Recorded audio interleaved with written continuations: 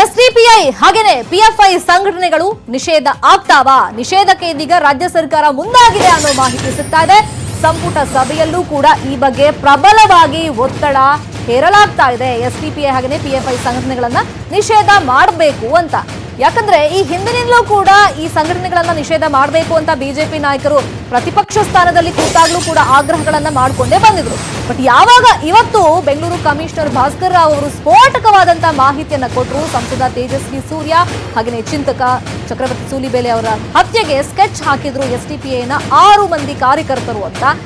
ಆಗಿಂದ ಬಲವಾದಂತ ಕೂಗು ನಿಷೇಧ ಮಾಡಲೇಬೇಕು ಇಂತಹ ಸಂಘಟನೆಗಳನ್ನ ಅಂತ ಒತ್ತಡ ಕೂಗು ಜೋರಾಗಿ ಕೇಳಿ ಬರ್ತಾ ಇದೆ. ಇನ್ನು ನಿಷೇಧ ಹೇರುವಂತೆ ಕೇಂದ್ರಕ್ಕೆ ಶಿಫಾರಸು ಮಾಡ್ತೀವಿ ಅಂತ ಬಿಜೆಪಿ ನಾಯಕರು ಆಲ್ರೆಡಿ ಬೆಳಗ್ಗೆಯಲ್ಲೂ ಕೂಡ ಈ ಬಗ್ಗೆ ಸ್ಟೇಟ್ಮೆಂಟ್ ಅನ್ನು ಕೊಟ್ಟಿದ್ದಾರೆ. ಇದಕ್ಕೆ ಸಂಬಂಧಪಟ್ಟಂತೆ ರಾಜ್ಯ ಗೃಹ ಸಚಿವರು ಮಾತಾಡಿದ್ದಾರೆ. ಅವರ ಚಟುವಟಿಕೆಗಳನ್ನು ನಿಲ್ಲಿಸಲು ಮತ್ತು ನಿಷೇಧಿಸಲು ಬೇಕಾಗಿರುವಂಥ ಎಲ್ಲ ಕ್ರಮಗಳನ್ನು ಈಗಾಗಲೇ ಪ್ರಾರಂಭ ಮಾಡಿದ್ದೇವೆ ಅಂತ ನಾನು ಅದಕ್ಕೊಂದು ಪ್ರೊಸೀಜರ್ ಇದೆ, ಸೆಟ್ ಆಫ್ ಪ್ರೊಸೀಜರ್. ಹಿಂದೆ ನಡೆದಂಥ ಚಟುವಟಿಕೆಗಳ ದಾಖಲೆ ಎಲ್ಲ ನಮ್ಮ ಹತ್ರ ಇದೆ. ಮತ್ತು ಹಲವಾರು ಪ್ರಯತ್ನಗಳು ಬೆಂಗಳೂರಿನಲ್ಲಿ ಕೂಡ ಆಗಿರುವಂಥದ್ದು ಮತ್ತು ವ್ಯಕ್ತಿಗಳ ಕೊಲೆಯಲ್ಲೂ ಕೂಡ ಅವರ ಪಾತ್ರಗಳೆಲ್ಲ ಇದೆ.